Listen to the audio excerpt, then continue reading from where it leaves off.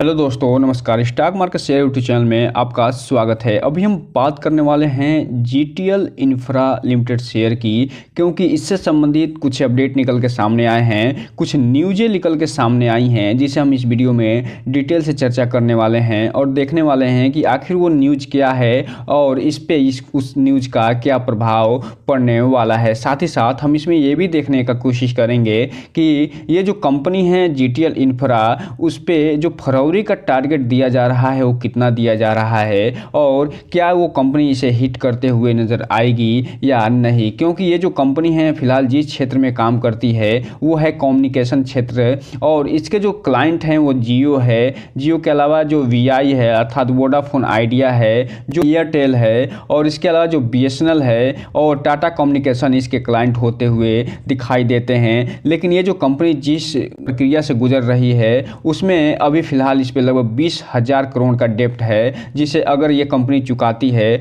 तो आने वाले समय में ये देखेंगे कि हो सकता है तेज़ी दिखाते हुए नज़र आएगी। तो हम इस वीडियो में इसी कंपनी के बारे में डिटेल से देखने वाले हैं। तो चलिए दोस्तों, बिना किसी देरी के वीडियो शुरू करते हैं। सबसे पहले अगर हम बात करें इसके चार्ट पैटर्न की, तो आज इसमें लगभग 3% की तेज़ी देखी जा रही है और ये ₹1.95 पे ये फिलहाल बंद होता हुआ नज़र आया है। और यहाँ पे आप देख रहे हैं ये अभी भी अपर सर्किट में दिखाई दे रहा है, अर्थात ये जो कंपनी है सिर्फ और सिर्फ अपर सर्किट और लोअर सर्किट में ही देखी जा रही है। वहीं अगर हम 5 दिन की चार्ट पैटर्न की बात करें तो इसने अपने शेयर होल्डर को लगभग 8.5% का रिटर्न निकाल के दे दिया है, जबकि एक महीने की बात करें तो एक महीने में ही लगभग 35% का रिटर्न निकाल के दे दिया है। और वहीं अगर हम 6 महीने की बात करें तो 6 महीने में 144% का अपने रिटर्न निकाल के देते हुए नज़र आई है, अर्थात 6 महीने में ही इसने अपने शेयर होल्डरों को मालामाल कर दिया है। वहीं यह टिल डेट की बात करें तो 45% का रिटर्न निकाल के दिया है,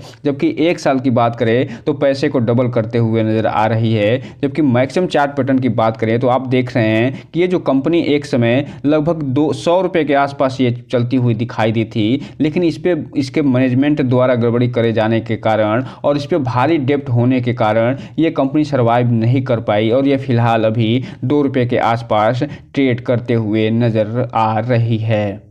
बात करें कि क्या न्यूज़ निकल के सामने आई है, तो 1 तारीख को इसमें जो न्यूज़ निकल के सामने आई है और ये क्या न्यूज़ है कि ये अनऑडिटेड जो फाइनेंशियल रिजल्ट है उसको ये पेश करने वाले हैं। कब पेश करने वाले हैं चलिए हम देख लेते हैं।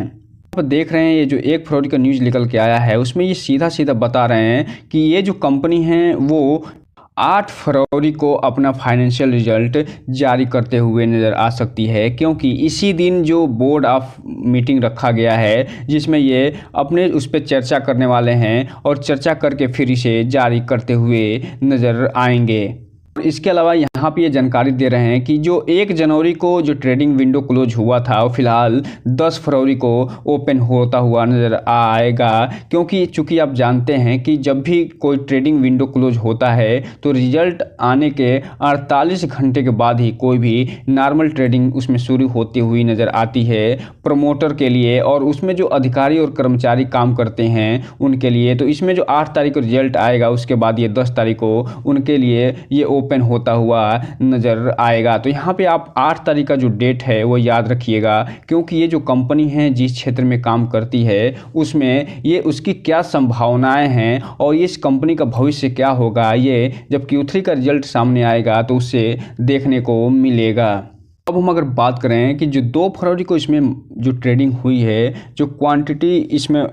ट्रेड हुआ है वो लगभग 10,93,79,000 शेयरों की टोटल ट्रेडिंग हुई है, जो ये बता रहा है कि इस कंपनी में पक्का कोई ना कोई ऑपरेटर इसमें घुसे हुए हैं, क्योंकि 10 करोड़ से 11 करोड़ शेयरों की ट्रेडिंग होना अपने आप में ये बताता है कि इसमें जो बड़े बड़े जो ऑपरेटर हैं वो इसमें ट्रेड करते हुए नज़र आ रहे हैं, प्रॉफिट बुक करते हुए नज़र आ रहे होंगे, इसको खरीदते हुए नज़र आ रहे होंगे। इसका डेटा जब भी निकल के सामने आएगा हम आपको इसके बारे में डिटेल से ज़रूर बताएंगे कि आखिर वो कौन से ऑपरेटर हैं जो इसमें ट्रेड करते हुए नज़र आए हैं। इसके अलावा जो इसमें टोटल डिलीवरी उठ रही है लगभग 5,15,00,000 की टोटल डिलीवरी उठती हुई नज़र आ रही है, जो कि लगभग 47% के आसपास होता है। तो यहाँ पे आप देख रहे हैं ये जो BSE पे ये जो 11 करोड़ का जो टोटल ट्रेडिंग हुई है उसमें जो मात्र और मात्र 5 करोड़ का ही डिलीवरी उठ रहा है, जो ये बता रहा है कि इसमें जो ट्रेडर हैं वो अच्छा खासा प्रॉफिट बुक कर रहे हैं और जो इन्वेस्टर हैं वो लगभग 47% के आसपास माल उठाते हुए नजर आ रहे हैं। और इसमें चूंकि इसमें अपर सर्किट लगा हुआ है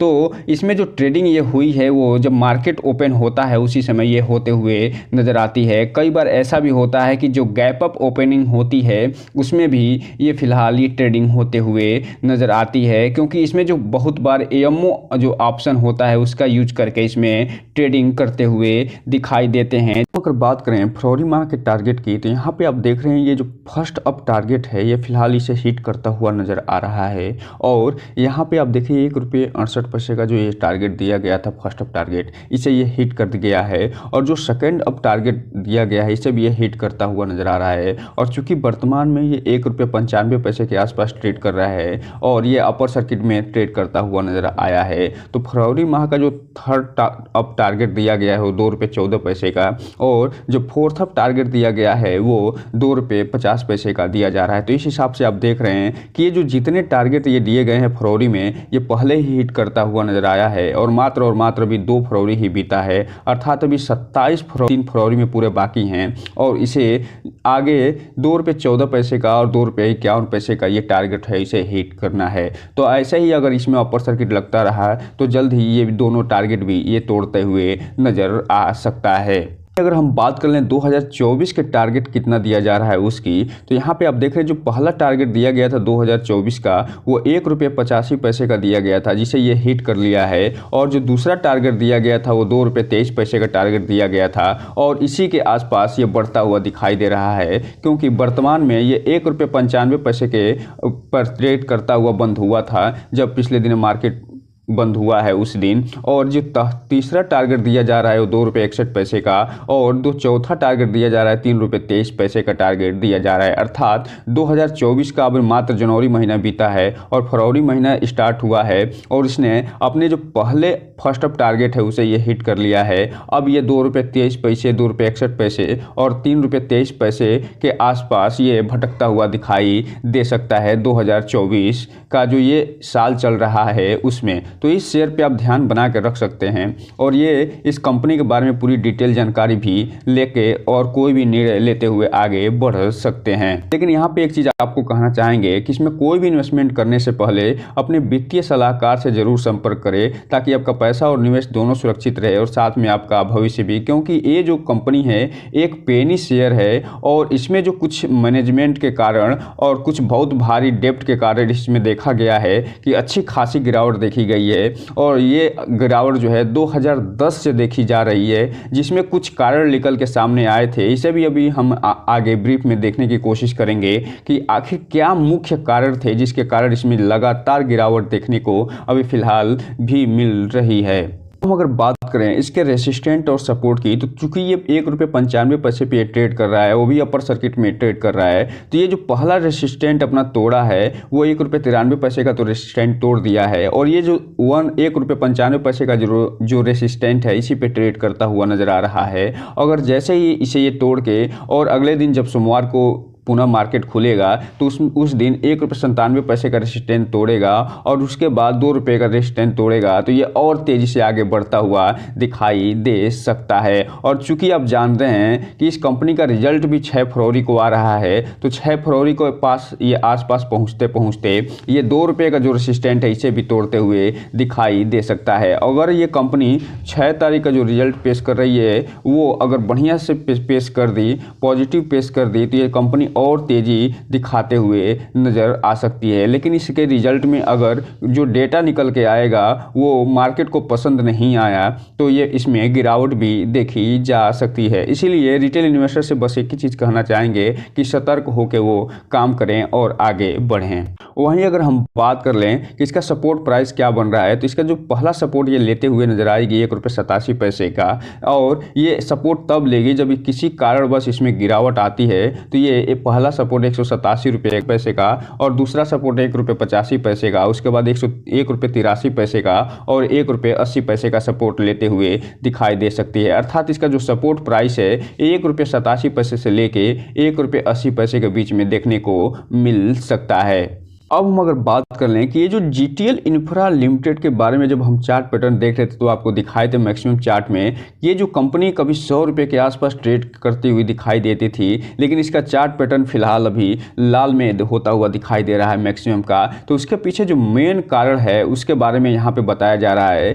कि जब से सरकार ने विदेशी कंपनियों को भारत में टेलीकॉम क्षेत्र में व्यापार करने की अनुमति दी थी, उसी के बाद इस कंपनी का मोनोपोली जो है खत्म हो गई थी। और यहाँ पे देख रहे हैं लेकिन कंपनी अन्य कंपनियों को